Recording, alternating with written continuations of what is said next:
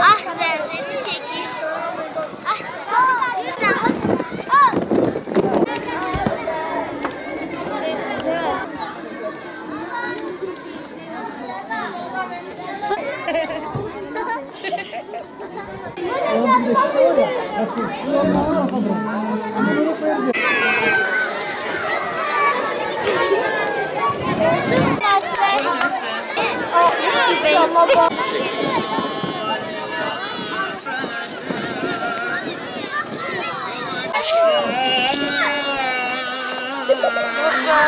Kaldırma ya.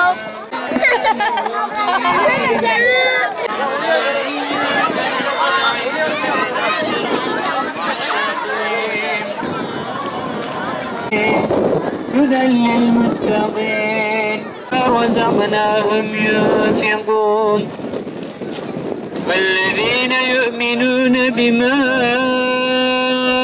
أنزل إليك وما أنزل من قبلك وبالآخرة هم يوقنون.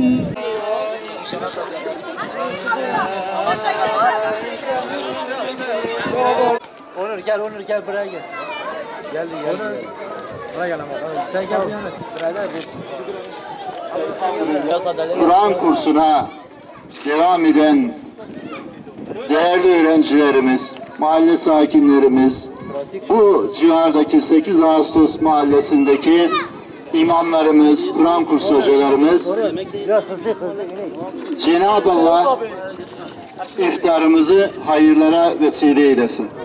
Biz istiyoruz ki öğrencilerimizin ileride hafızasında Ramazan ayındaki iftar sevinci, iftar ikramı kalsın.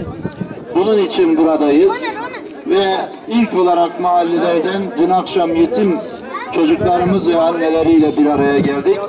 Bugün de ilçemizin gelir bakımından en geri olan 8 Ağustos mahallesinde sizlerle bir araya geldik.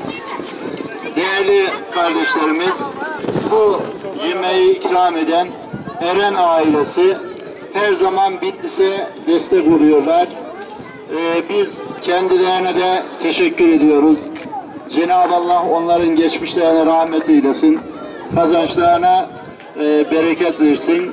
Bu duygu ve düşünceler içerisinde inşallah iftarımız hayırlı, mübarek olsun diyorum.